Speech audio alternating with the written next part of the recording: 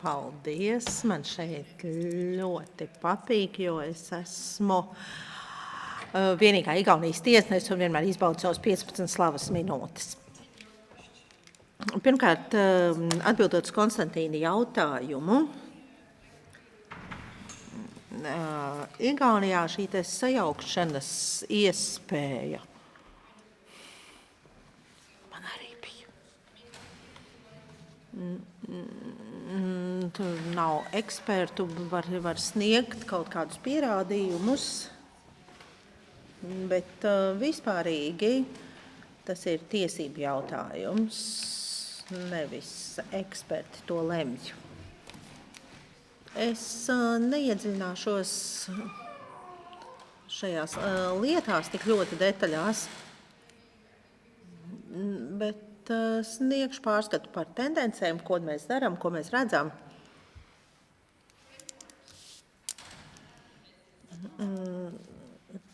Preču zīmju un patentu tiesību skaits samazinās, bet autortiesību lietu skaits pirms pāris gadiem tādu lietu gandrīz vispār nebija. Autortiesību lietas šobrīd ir jauna tendence, un arī strīdi par dizaina paraugiem, kas mani pārsteidz.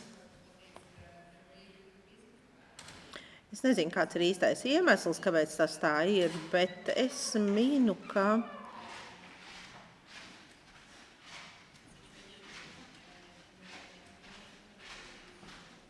tā kā ekonomiskā situācija valstī Eiropā ir diezgan saspringta, tad uzņēmumi vēlas cīnīties par tiesībām un meklē visas iespējas sekmīgi darboties konkurences apstākļos. Autortiesības ir ļoti nedaudz tradicionāls autortiesību lietas, lielākoties tās ir saistītas ar IT. Ir tādas gandrīz tradicionālas lietas. Viena no tām ir par audiovizuālajiem darbiem, par to, kā audiovizuālo darbu var izmantot televīzijas programmām, ziņu portālos. Un tas iepriekš mūsu sabiedrībā par to nerunāja, kas ir dīvaini.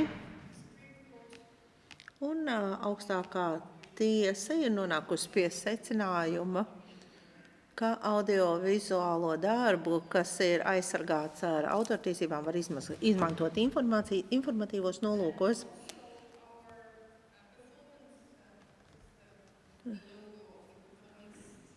Šis ir izpildītāju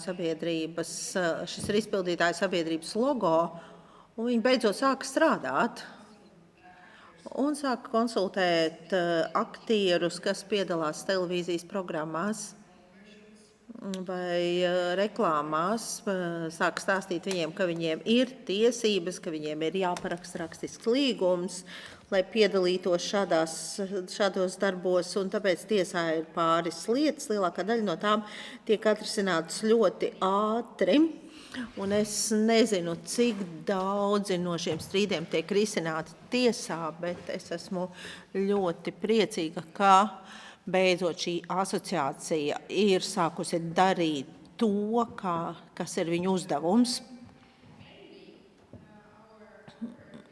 Mūsu autortiesību lietas galvenokārt ir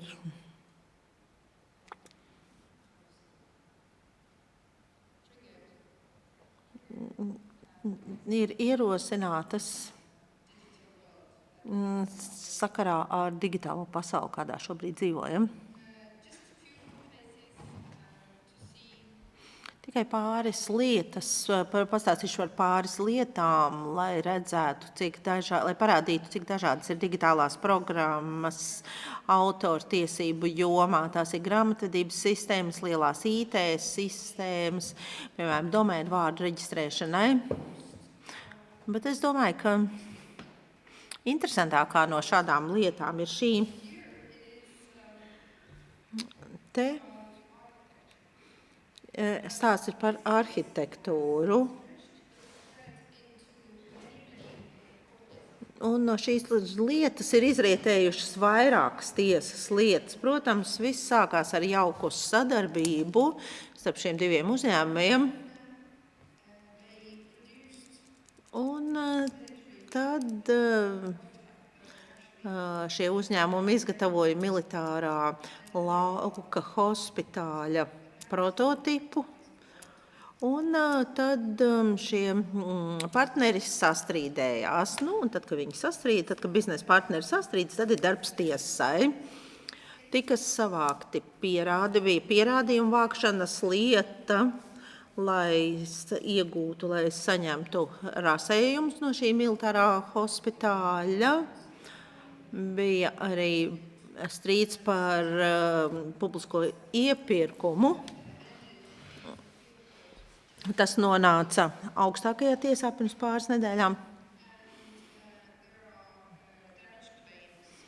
Un ir arī kompensācijas prasības, kas vēl tiek skatītas tiesā.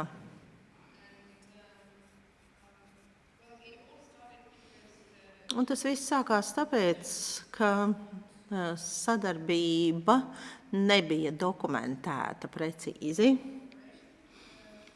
Viņiem bija sadarbības līgums, kas bija uz vienas lapas. Protams, tur nebija nekas par intelektuālā īpašuma tiesībām. Un izrādījās, ka viņa darbs ir saistīts šādām tiesībām.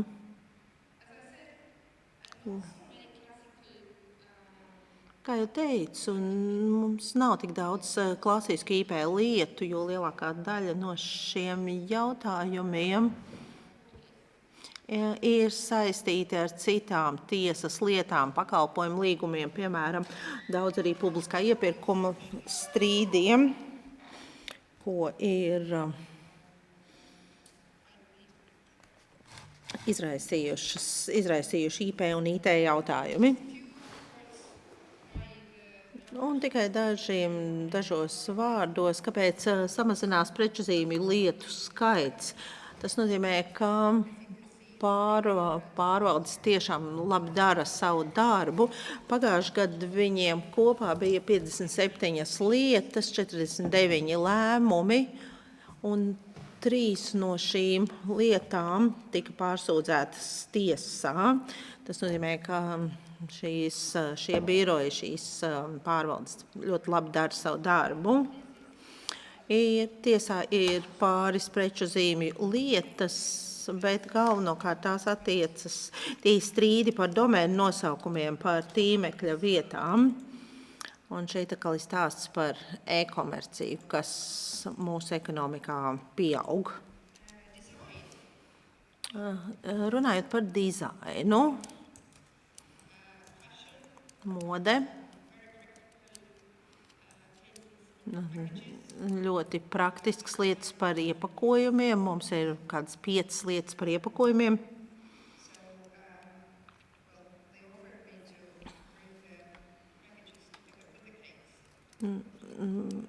Man tika piedāvāts šos iepakojumus kopā ar kūkām atnest uz tiesu, bet es atteicu, jo mums nav pietiekami liela leduskapja.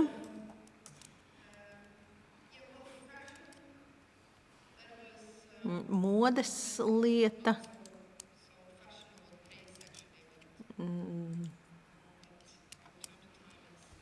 Netika. Reizēm ir interesanti, ja tiesa zālē parādās tik daudz dažādu apģērbu, tik daudz dažādu kleitu. Ne visas šīs lietas, bet vismaz dažas no tām pirmajā instancē ir manas lietas. Šī modes lieta. Tur bija daudz studentu, kas nāca klausīties.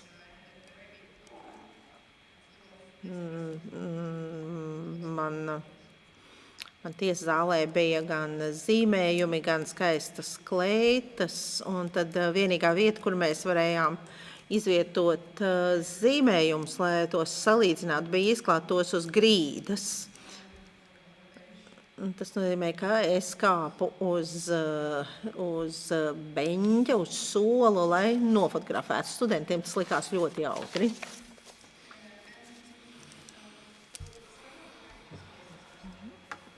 Šīs iepakojuma lietas dažas vēl nav atrisinātas, vēl atrodas izskatīšanā, bet lielākā daļa no tām ir nonākušas otrās instances tiesā. Patenti. Tas viss ir saistīts ar farmācijas industriju. Igaunijā ir 4 tiesneši, kas skata IP lietas pirmajā instancē. Un mēs visi neieredzam ķīmiju, pilnīgi burtiski, un tagad visas lietas ir saistītas ar farmāciju. Pārējās lietas nonāk patentu tiesā, telekom, medicīnas lietas, medicīnas ierīču lietu, kad Lietuvas vai Latvijas uzņēmumi pārkāpja Eiropas patentu tiesības, tad visticamāk jūs Stokholmas tiesā nonāksiet, atkal tiksieties ar mani. Kas ir augoša tendence un saistīta ar preču zīmēm, tie ir komerc noslēpumi. Tātad IP kopumā un negodīga konkurence. Tā vienmēr ir alternatīva prasība, bet komerc noslēpumi, īpaši startupi, jaunuzņēmumi, kas saprot, ka viņu attīstība ir tik ātra, tik strauja, ka nav jēgas, nav tā vērts aizsargāt, parūpēties par īpašumu, tie intelektuālā īpašuma aizsardzību kā dizaina paraugu vai kā patentu, un tad tas tiek nosaukts par komerc noslēpumu. Bet bija tāda slavena ievērojama krimināla lieta, kur augstākā tiesa pateica, ka klientu datu nozagšana un noslēpumu pārdošana nav komerc noslēpuma pārkāpums, jo šos datus varētu iegūt arī pats apkopot. Un pēc tam nozares sāka saprast, ka vieglāk ir prasības risināt civiltiesību tiesā, jo tur iznākumi ir daudz labāk nekā krimināllietu tiesā. Tas arī viss no manas prezentācijas. Es domāju, ka arī mazliet tādi izdevās man ietaupīt laiku, un varbūt pat mēs vēl laikā varēsim pabeigt.